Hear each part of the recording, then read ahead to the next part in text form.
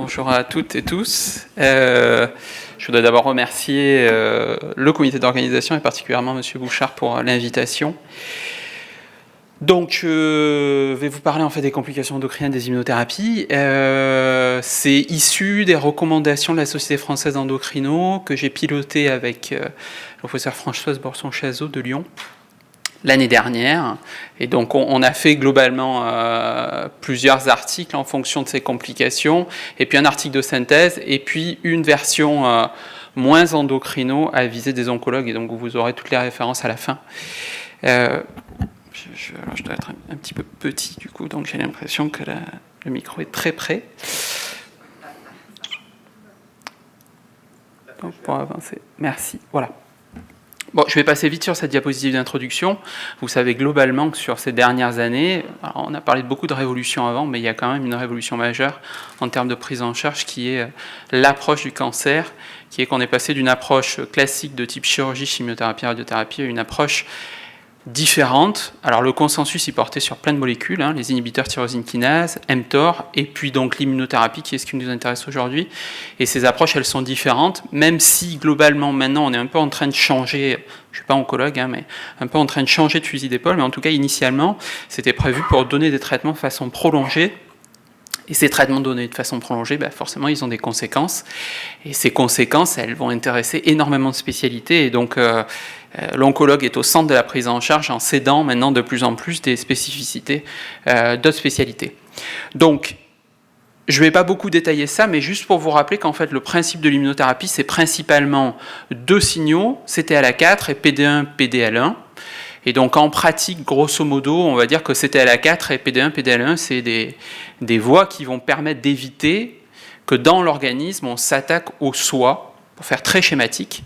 Et malheureusement, la problématique, quand on évite de s'attaquer au soi, c'est qu'on va aussi, indirectement, permettre la prolifération de cellules cancéreuses qui vont utiliser ces systèmes-là pour éviter justement d'être reconnus par le système immunitaire. Et donc, le principe de l'immunothérapie, c'est de bloquer ça, ces voies qui vont empêcher au système immunitaire de reconnaître les cellules cancéreuses. Donc vous allez avoir certes une grosse efficacité sur le plan prise en charge du cancer. Malheureusement, vous allez avoir une attaque du soi et donc vous allez avoir des effets secondaires. Et pour ce qui nous intéresse aujourd'hui, vous allez avoir des effets secondaires endocriniens que j'ai résumés ici. Alors là encore, je ne vais pas détailler les indications, mais ces indications, en fait, elles changent quasiment tous les 15 jours, puisque tous les 15 jours, on a des nouveaux papiers qui sortent, souvent dans des revues avec des impact factors absolument délirants. Et donc, petit à petit, on a l'impression qu'avec en plus ces nouvelles molécules qui vont arriver, il va y avoir énormément de patients qui vont être sous immunothérapie. Donc, on va avoir de plus en plus de patients qui vont embouteiller les consultations d'endocrino sur ces effets secondaires induits, qui sont principalement les effets secondaires thyroïdiens, les effets secondaires hypophysaires et, à un degré moindre, en fait, les effets secondaires métaboliques avec le diabète. Il y a quelques cas décrits d'insuffisance surrénale dont je ne vais pas parler, parce que c'est vraiment rare. Quand vraiment on rentre dans le détail de la littérature, c'est 6 cas, donc ça n'a pas grand intérêt, je pense, et puis voilà. Donc ces effets secondaires endocriniens, ils sont le plus souvent légers à modérés, et donc c'est hyper important en pratique qu'on en discute justement en termes de prise en charge. Alors, je ne vais pas vous faire une présentation orientée endocrino, parce que je pense que ça n'a pas grand intérêt pour vous, et donc on va plutôt basculer sur, je pense, des choses qui peuvent vous apporter dans votre pratique quotidienne, c'est-à-dire quand est-ce que vous devez suspecter une endocrinopathie induite, quels sont les points d'appel, les complications aiguës, quelle prise en charge on va préconiser en concertation avec les oncologues, de façon à ce que vous allez avoir des questions de vos patients et donc que vous sachiez globalement ce qui va se passer. Et puis surtout, essayer de relativiser un petit peu la prise en charge. On est dans des effets secondaires qui sont quand même assez différents des effets secondaires classiques non endocriniens de l'immunothérapie. Et en termes de prise en charge, on n'est pas vraiment sur le même type de prise en charge. On relativise énormément la gravité de ces effets secondaires par rapport à d'autres effets secondaires des immunothérapies. Donc on n'est pas exactement sur le même type de prise en charge, en particulier en type de corticothérapie ou en termes d'arrêt d'immunothérapie. Et puis donc savoir comment informer le patient en termes d'évolution de ces endocrinopathies. Est-ce qu'elles sont vouées à être définitives?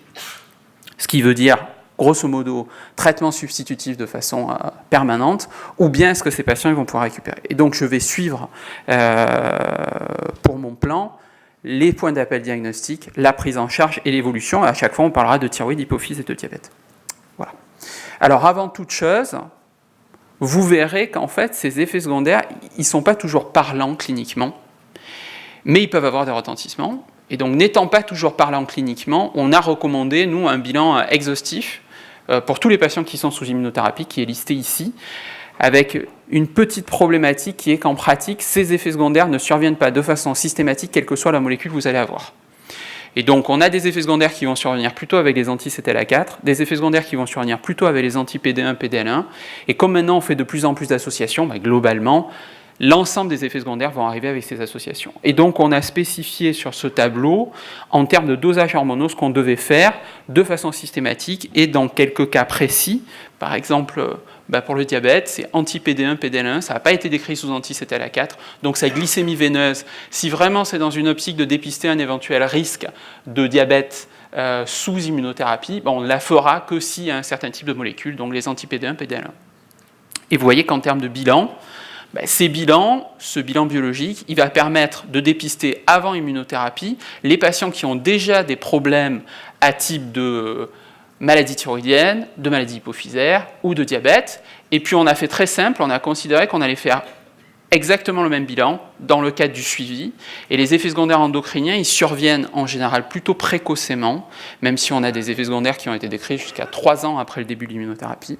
Et donc on va faire une surveillance très rapprochée au début, puis petit à petit on va laisser passer. Et quand on va arriver à 1 an, ça sera sur point d'appel. Voilà. Donc ce tableau-là, en fait, il est sur tous les papiers là, du consensus qu'on a sorti. Il n'y a pas d'indication à la réalisation systématique d'examen d'imagerie, par exemple, pas d'indication à faire une échographie thyroïdienne, pas d'indication à faire une IRM hypophysaire ou quoi, avant l'instauration de l'immunothérapie. Alors, on va rentrer dans le vif du sujet. On va d'abord parler des points d'appel cliniques. Et donc, je vais différencier la thyroïde, l'hypophyse et le diabète. Voilà. Donc, premier point, c'est le plus fréquent de tous les effets secondaires endocriniens, c'est les dysthyroïdies, qui sont induites par l'immunothérapie. Donc, vous voyez, ça peut concerner jusqu'à 50% des patients. Dans les données de la littérature, c'est très compliqué parce qu'au début, on ne savait pas, les oncologues ne savaient pas que ces effets secondaires ils pouvaient survenir.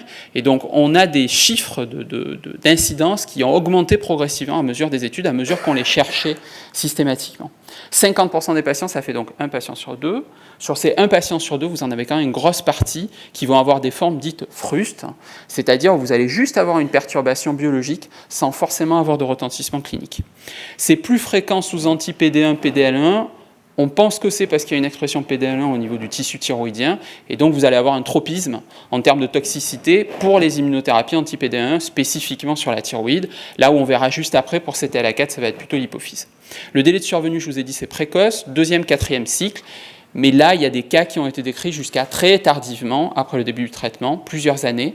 Et donc, comme pour tous les effets secondaires endocriniens, chaque fois que vous faites des associations, vous avez plus de risques, et vous avez plus de risques que ça arrive précocement. Et donc, en moyenne, sur les associations, on est plutôt à 1 mois en termes de risque de survenue. Alors, pour vous, qu'est-ce qui doit vous orienter ? C'est une thyroïdite. Alors, vous savez probablement ce que c'est une thyroïdite, mais 2 principes. Le principe des thyroïdites, c'est qu'on détruit la thyroïde et qu'on relargue. Et donc, les cellules thyroïdiennes étant riches en hormones thyroïdiennes, vous allez avoir une augmentation du taux des hormones thyroïdiennes. Et donc, vous pouvez avoir une phase initiale d'hyperthyroïdie. Cette phase d'hyperthyroïdie, le plus souvent, on passe complètement à côté. Il n'y a pas de signe. Et puis, il y a quelques patients qui vont faire vraiment des phases aiguës avec les signes classiques que vous pouvez imaginer de palpitations, de sueur, de perte de poids, de nervosité, d'insomnie. Voilà. Cette phase-là, en général, dans la majorité des cas, on l'oublie. Et les patients, ils basculent sur la 2e phase. Si vous détruisez vos cellules thyroïdiennes, une fois que c'est relargué, en fonction de ce qui va vous rester, si vous n'avez plus assez de tissu thyroïdien, vous allez faire une hypothyroïdie. Et en hypothyroïdie, là, c'est tout aussi compliqué, puisque les signes d'hypothyroïdie, vous savez que c'est des signes qui sont très généraux. La fatigue, voilà. Et donc, la fatigue en particulier, elle peut être liée au cancer. Donc là encore, c'est difficile de faire la part des choses. C'est pour ça qu'on a recommandé de faire des dosages systématiques. Pourquoi ? Parce que vous avez des patients qui sont déjà fatigués à cause de leur cancer. Si vous leur rajoutez en plus une hypothyroïdie, alors que c'est très facile à gérer sur le plan prise en charge, vous majorez en fait des signes d'altération de l'état général. Et donc, c'est dommage dans ce contexte-là. Spécifiquement pour ça, c'est bien d'avoir un avis endocrino. Il n'y a pas d'urgence pour avoir un avis endocrino, sauf si vous avez ces phases aiguës d'hyperthyroïdie qui sont parfois très difficiles à gérer. Comme c'est du relargage, en fait, les seules choses qu'on a à disposition, c'est des traitements symptomatiques. On ne peut pas bloquer la fabrication des hormones thyroïdiennes, ça ne sert à rien, puisque les cellules thyroïdiennes sont riches en hormones thyroïdiennes, c'est juste en fait du relargage dans la circulation. Donc c'est le seul cas dans lequel il faut un peu être proactif. Si vous avez une patiente qui est sous immunothérapie et qui a des signes d'hyperthyroïdie sévères, palpitations, sueur, perte de poids brutale, là, il faut vite vous mettre en rapport avec l'endocrino pour voir ce qu'on peut proposer. On parlera après de la prise en charge. Deuxième effet secondaire, l'hypophysite.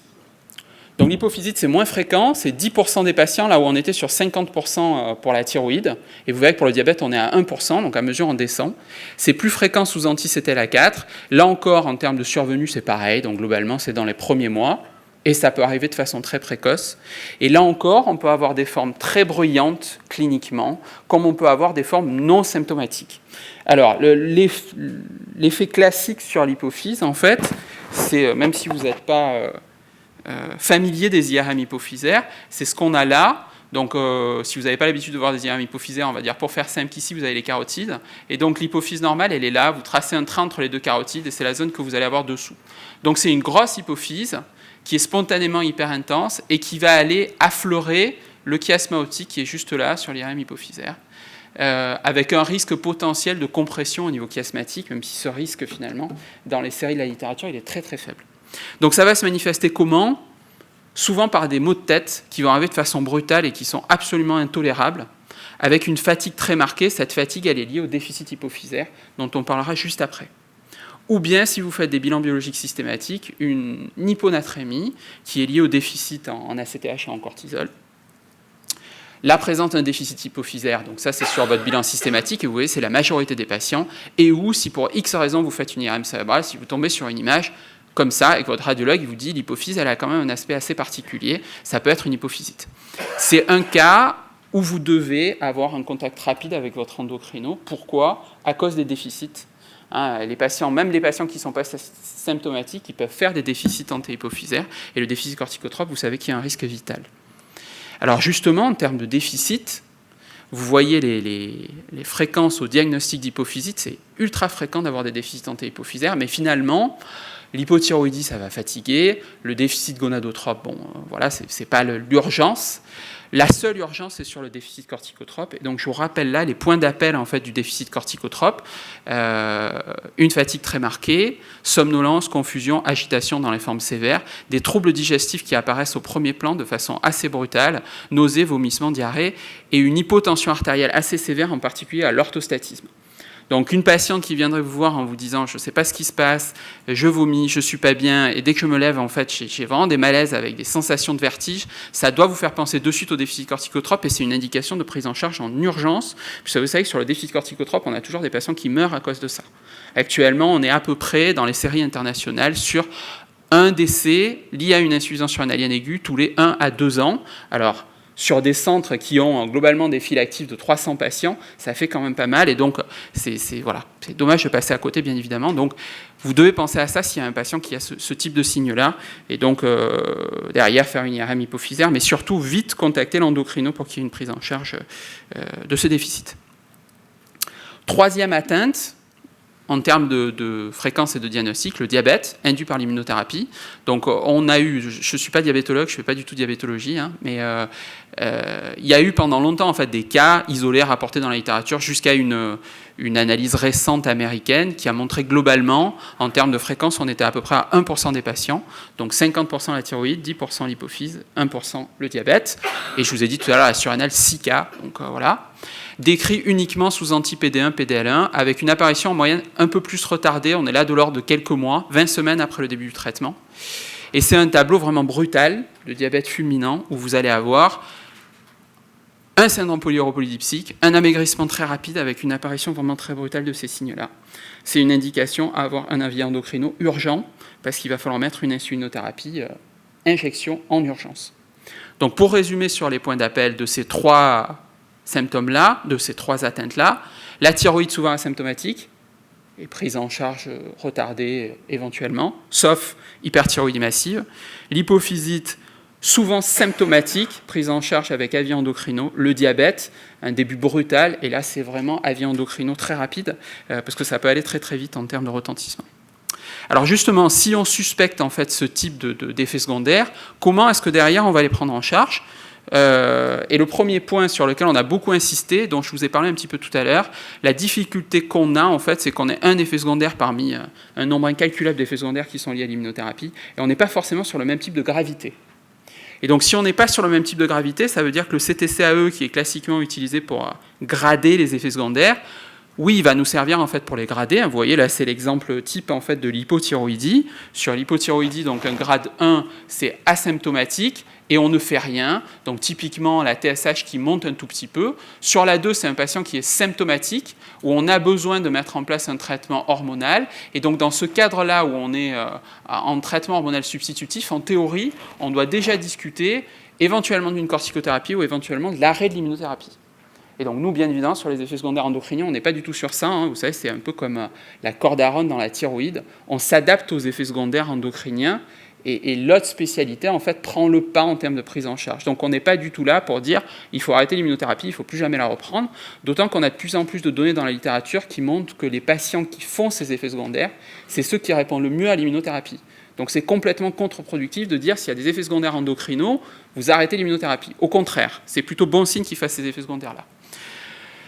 Les effets secondaires 3, 4, bon 5 bien évidemment j'en parlerai pas, mais 3, 4 en endocrino c'est vraiment exceptionnel, hein. Symptômes très sévères, avec indication d'hospitalisation, ça peut se voir pour le diabète, ça peut se voir pour l'hypophysite, mais là encore on n'est pas dans un cas où on va contre-indiquer de façon définitive l'immunothérapie, et donc il faut qu'il y ait un dialogue permanent entre l'oncologue et l'endocrino. Alors, en termes de prise en charge sur la thyroïde, sur le plan bilan, très basique, dosage de TSH, ça vous oriente si vous avez le moindre doute, la TSH va être perturbée ou pas. Où on est un petit peu piégé, c'est que c'est un patient qu'on a en face de nous, et quand on a un patient en face de nous, on ne va pas avoir un coup un problème de thyroïde, un coup un problème d'hypophyse, un coup un autre problème. Et des fois, on peut avoir plusieurs choses en même temps, et donc les bilans thyroïdiens peuvent être faussés. Si vous avez une atteinte hypophysaire, vous n'allez pas avoir la même chose que si vous avez une atteinte thyroïdienne. Vous savez que dans l'atteinte hypophysaire, la TSH, par exemple, n'est pas interprétable. Et donc, en pratique, on va dire qu'on fait TSH et T4, comme ça, on est sûr de notre bilan thyroïdien. Donc, la prise en charge, elle va être discutée. Je vous ai dit tout à l'heure, s'il y a un problème d'hyperthyroïdie, de thyrotoxicose, donc par relargage, TSH basse, T4 augmenté, s'il n'y a pas de symptômes, on ne fait rien. On sait que c'est très transitoire, ça va durer 15 jours. Et puis après, ils vont éventuellement basculer en hypothyroïdie. Si c'est symptomatique, on met des bêta-bloquants, éventuellement des anxiolytiques, et on temporise. S'il y a une forme très sévère, je vous ai dit tout à l'heure, c'est une indication en fait d'avis endocrino rapide. Pourquoi ? Parce qu'on peut discuter éventuellement, dans ce cas très précis, une corticothérapie, avec les bénéfices-risques par rapport aux atteintes éventuelles des effets de l'immunothérapie. Pourquoi ? Parce que la corticothérapie, elle va bloquer la conversion entre T4 et T3, et donc elle va diminuer cette hyperthyroïdie. Voilà. Sur les hypothyroïdies à TSH augmenté, c'est un traitement substitutif, et donc on va discuter en fonction du niveau de TSH. Ça, après, c'est des considérations purement endocrino, donc voilà. L'apparition d'une dysfonction thyroïdienne ne contre-indique pas la poursuite de l'immunothérapie, et en cas de tableau sévère, on a mis quand même que l'immunothérapie, elle pouvait être décalée, mais l'endocrino ne pose jamais de contre-indication formelle à la reprise de l'immunothérapie à un moment donné. Si vous avez un traitement substitutif qui est mis en place, très bien, on reprend l'immunothérapie, ça s'arrête là. Pour l'hypophysite, on fait une IRM hypophysaire. Attention, c'est pas parce que l'IRM hypophysaire est normal que ça élimine le diagnostic. Des fois, on a du retard, et donc on peut perdre cette image typique, et votre radiologue peut très bien vous dire, non, c'est normal, oui, mais il y a quand même des déficits, et donc il y a eu une hypophysite à un moment ou à un autre, et puis on a un bilan classique endocrino, on va analyser chaque axe, point par point. Pour tout ce qui est corticothérapie, c'est uniquement à visée symptomatique. Il n'y a aucune donnée dans la littérature maintenant, sur les données récentes, qui prouve que si vous mettez des corticoïdes, les patients récupèrent leur fonction hypophysaire. Donc s'ils ont très très mal à la tête, ça améliore, c'est sûr. En dehors de ça, sauf céphalée majeure, où je vous ai montré tout à l'heure le chiasma, sauf compression, il n'y a pas d'indication à mettre des corticoïdes. Et puis par contre, la prise en charge des déficits hypophysaires, là, ça peut être une indication à prise en charge urgente par l'hydrocortisone s'il y a un déficit corticotrope. Là encore, il y a une faute de frappe. Là, l'apparition d'une dysfonction hypophysaire ne contre-indique pas la poursuite de l'immunothérapie. Et en cas de tableau sévère, là encore, on peut décaler, mais il n'y a pas de contre-indication définitive. Dernier point pour le diabète. glycémie, hémoglobine glyquée et instauration en urgence d'une insulinothérapie multi-injection. Il n'y a pas d'autre possibilité. Il n'y a aucun intérêt, bien évidemment, de mettre des corticoïdes qui vont encore plus faire monter la glycémie. Donc voilà. L'objectif qui a été fixé dans les recos, c'est moins de 8% pour l'hémoglobine glyquée, mais c'est à discuter en fonction du pronostic. Et toujours la même chose, pas de contre-indication à la poursuite de l'immunothérapie. Éventuellement, on la décale, mais en tout cas, on peut la reprendre après. Donc on a vu l'aspect diagnostique, la prise en charge et quand est-ce finalement que vous deviez vraiment pousser votre endocrino en lui disant voilà, on a vraiment besoin d'un avis. Et puis on va voir finalement ce que vous allez pouvoir dire à vos patients en termes d'évolution. Alors c'est très difficile parce que du coup on est dans une situation virtuelle où la question c'est de savoir si finalement un jour ou l'autre l'immunothérapie elle va être arrêtée. C'est toute la question. Si l'immunothérapie est arrêtée, est-ce qu'en pratique ils vont récupérer de ces effets secondaires-là. Vous imaginez bien que dans la littérature, ces données, on ne les a pas, parce que la plupart des patients, quand ils démarrent une immunothérapie, ils continuent, et s'ils ne continuent pas la même immunothérapie, ils en reprennent une différente. Donc, c'est juste des données, quelques données issues de la littérature. Sur le plan thyroïdien, on n'en sait rien, et c'est pour ça qu'on a mis une phrase qui est une phrase très bateau. Elle peut se normaliser, mais finalement, ce n'est pas prévisible.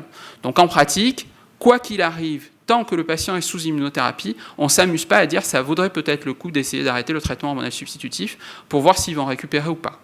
Donc tant qu'ils sont sous immunothérapie, on continue. Et en termes de surveillance, ça sera une surveillance assez soft, avec une TSH tous les 3 mois. À l'arrêt de l'immunothérapie, si jamais elle est arrêtée, on peut éventuellement discuter d'un arrêt, et peut-être qu'il y a des patients qui vont récupérer. Mais en pratique, on n'en sait rien. Voilà. Je vous rappelle juste que la phase d'hyperthyroïdie, donc de thyrotoxicose, elle est toujours transitoire, 2-3 semaines en général, que si vous avez une maladie thyroïdienne avant, il n'y a pas de contre-indication à l'immunothérapie, mais que vous pouvez avoir des fluctuations de dose en fait, d'hormones thyroïdiennes, et donc il va quand même falloir surveiller, peut-être qu'il y aura besoin d'une adaptation. Et puis si vous avez déjà eu une dysthyroïdie liée à une immunothérapie, il n'y a aucune contre-indication, bien évidemment, à mettre une autre immunothérapie. Sur le plan de l'hypophyse, ce qu'on sait en termes de déficit dans le temps, même quand les patients restent sous immunothérapie, c'est qu'en dehors du déficit corticotrope, qui va se maintenir, donc le plus embêtant finalement, qui impose que le patient soit vu par des endocrinos régulièrement, qui impose que le patient soit éduqué en termes de prise en charge, cortisol, hormone de stress, donc ils doivent être capables de monter leur dose s'ils ont des problèmes, ils doivent être capables de prendre plus ou de faire des auto-injections d'hydrocortisone s'ils ont des vomissements, des diarrhées, pour éviter l'insuffisance surrénalienne aiguë. En dehors de ce déficit, les autres déficits en général, ils récupèrent dans un cas sur 2. D'où l'intérêt de vraiment pas se presser à mettre un traitement et puis après à se poser la question est-ce que ça vaut le coup de l'arrêter ou pas. Donc en général, on temporise un petit peu et puis on voit ce qui se passe. Si vous aviez un aspect d'hypophysite au niveau de l'IRM, avec ce gros hypophyse, ça régresse dans le temps et le plus souvent après cette image elle disparaît complètement. Alors on dit qu'il y a un aspect d'arachnoïdocèle, c'est un terme juste pour dire que vous allez avoir l'impression qu'il y a un trou à la place de l'hypophyse, ça descend, les feuillets se plaquent contre la selle turcique, mais l'hypophyse est toujours là et elle fonctionne tout à fait normalement.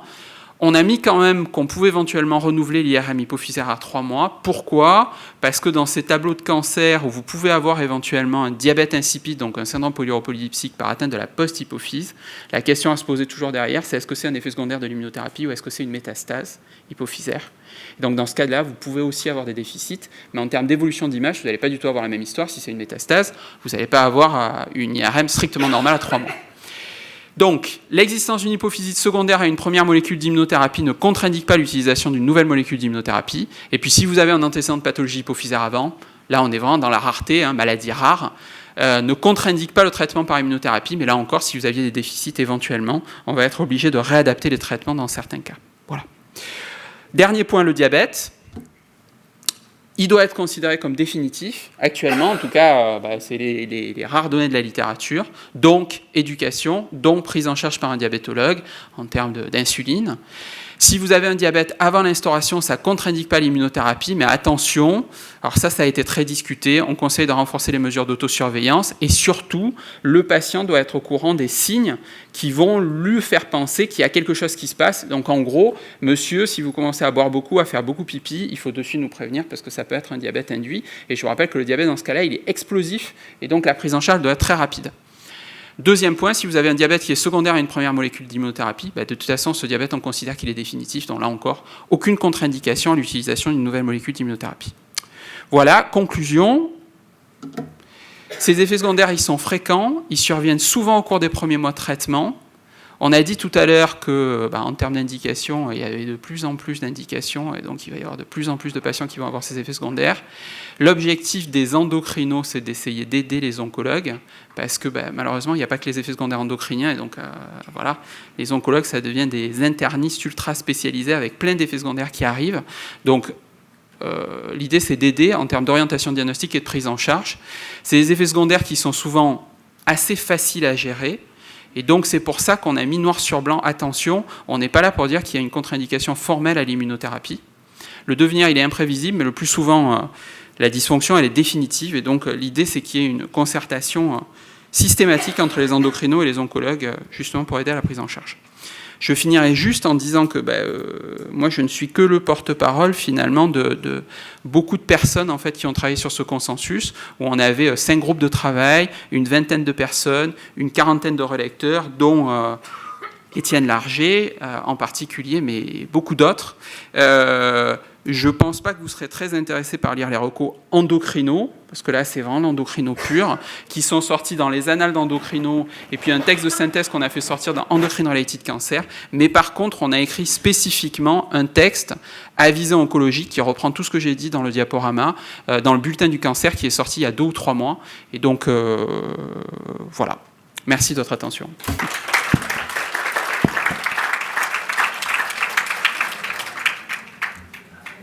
Merci beaucoup. J'espère que vous avez pris beaucoup de notes. Moi, j'ai une question et je vais la poser en premier. Est-ce que toutes ces pathologies endocriniennes s'accompagnent d'anticorps pour la thyroïde ou la surrénale ou les anti-ILO? Est-ce qu'il y a des anticorps? Et est-ce qu'on peut les monitorer pour prévoir l'avenir?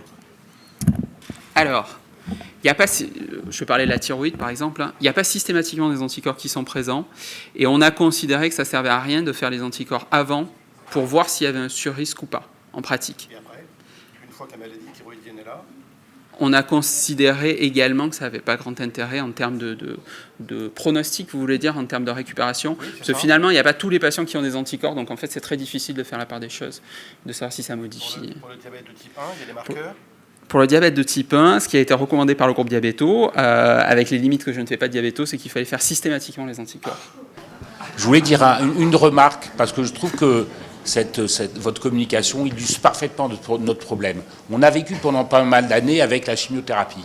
Alors une grande nouveauté, c'est le jour où la doxorubicine était remplacée par le Calyx, qui est une forme pégylée de la doxorubicine, donc on sortait une toxicité cutanée, c'était nouveau, une toxicité cutanée, c'était nouveau. Et puis on vivait comme ça tranquillement. Et il y a quelques semaines, j'avais un de mes malades sous immunothérapie, tout d'un coup qui s'est mis à faire une colique, des douleurs abdominales. Et naïvement, le malade n'étant pas sous chimiothérapie, moi j'étais peinard, je lui disais vous avez la colique, c'est embêtant, vous pouvez voir votre médecin traitant, un peu spectacle. Oui, naïvement. Et puis un beau jour, je me suis dit mais mon Dieu, oui c'est bien sûr, j'ai arrêté l'immunothérapie, je donnais un peu de corticoïdes. Et on a nettoyé l'affaire, on a pu reprendre l'immunothérapie après quelques temps. Donc, l'autre problème, c'est que non seulement on a besoin des endocrinos, et d'ailleurs, Philippe, je t'appelle à peu près toutes les semaines, parce que j'ai besoin de toi, et je trouve que tu ne m'appelles pas souvent, ce qui me fait un peu de peine, ce qui montre que tu as moins besoin de nous que nous de toi. Et pas seulement des endocrinos, mais on a besoin des cardiologues, parce qu'il y a aussi des myocardiopathies, il y a des neuropathies, les neurologues, les pneumologues, je ne vous raconte pas, les gastro, on laisse de côté, les rhumatos sortent aussi leurs articles. Donc on devient complètement dépendant. Donc moralité, ces nouveaux traitements, il faut simplement être vigilant, et quand on est sur un truc un peu inhabituel, pensez justement à ces toxicités inhabituelles qu'on voyait sincèrement jamais, parce qu'on n'avait rien à faire, nous, de la thyroïde et de l'hypophyse en temps de trucs là, temps de cirque. Oui, en temps de cirque, oui, voilà. Temps de cirque. Donc, comme ça. Être très vigilant, parce qu'il y a des trucs qui peuvent quand même rapporter gros. Hein, le cœur, voilà, le diabète, vous avez montré. Mais je veux dire, ça peut être des complications gravissimes. Donc être très vigilant. Quand on est sur un truc pas clair, comme toujours en médecine, on en reparlera avec Maître Duguay cet après-midi. Quand on n'est pas à l'aise, qu'on ne comprend pas bien, il faut demander aux gens compétents. Et cette nouvelle voie thérapeutique nous offre beaucoup de ce genre de problèmes. Hein. Question, professeur Castinetti. Je vous envisage vivement à lire ces papiers qui sont formidables. Le papier de la lettre oui. C'est le bulletin du cancer, excusez-moi. Oui, qui sont en accès libre. Oui, qui sont en accès libre et magnifique. D'accord. Georges. Merci de cette très belle présentation. Moi, j'ai une question peut-être un petit peu provocatrice. Est-ce qu'on peut considérer aujourd'hui que les bénéfices de l'immunothérapie sont largement supérieurs aux risques induits par ces thérapies-là? Parce que moi, je ne connais pas du tout, je ne suis pas du tout dans ce domaine-là, mais quand je vois quand même la liste des effets secondaires, je suis un peu prudent. Alors, moi, je vais vous donner juste mon avis sur le plan endocrino. En termes de bénéfices-risques, clairement, il y a beaucoup plus de bénéfices à l'immunothérapie que de risques, parce que les effets secondaires endocriniens, c'est jamais que des déficits qui, je pense pour nous, dans l'ensemble, sont quand même assez faciles à gérer, avec la limite du diabète, là, dont on a déjà parlé. Enfin, en termes de bénéfices traitement oncologique, moi je ne suis pas oncologue, mais j'ai quand même l'impression qu'il y a de sacrés bénéfices. Deux mots sur ce sujet. L'immunothérapie elle a ouvert une voie thérapeutique dans des cancers où on ne savait rien faire, comme le mélanome ou comme le cancer du rein. On avait même fini de faire la chimiothérapie ou de l'interféron parce qu'on comprenait que ça servait vraiment à rien. Donc ça a ouvert une vraie voie thérapeutique avec des résultats qui, contrairement à la chimiothérapie, sont souvent non pas précoces mais parfois très tardifs, c'est-à-dire parfois des rémissions qui s'étalent sur des années. Alors on cherche les drivers, etc. C'est très compliqué, mais indiscutablement dans ces cancers, une porte s'est ouverte. Dans d'autres, comme le cancer du poumon, indiscutablement, on a des malades en très longue survie résistants à la chimiothérapie. Donc, bien sûr, ça ne guérit pas forcément tous les malades, mais en termes de survie, ça a transformé la vie de certains cancers. Et puis certains cancers, et malheureusement c'est le sein, notamment, où on a quand même un impact de l'immunothérapie qui est pour le moment assez limité et assez marginal. Peut-être que ça va ouvrir. Et dernièrement, on est en train de démarrer les associations d'immunothérapie. Donc peut-être plus de toxicité, plus de coûts en tous les cas, c'est sûr, ça va être plus cher, mais aussi plus de réponses. Et c'est assez clair dans le rein, c'est en train de sortir dans plusieurs. Donc on ne peut pas nier aujourd'hui que ça améliore les choses dans certains cas. Et que, on aimerait qu'il y ait plus d'indications à ces traitements. On aimerait qu'il y ait plus d'indications, plus de médicaments, plus d'associations et que voilà, ça mon voisin à l'académie, qui est le plus célèbre des endocrinologues français, qui a 93 ans, a fait un mélanome métastatique et toutes les lésions ont disparu sous immunothérapie. J'avais jamais vu ça. 93 ans. Et il va comme le Pont Neuf. Je ne vous donnerai pas son nom. Bien sûr, il y a beaucoup de cancers où l'immunothérapie ne marche pas. On n'est pas en train de dire qu'il faut de l'immunothérapie à tout le monde. Mais... Pas d'autres questions pour Frédéric ? Merci infiniment.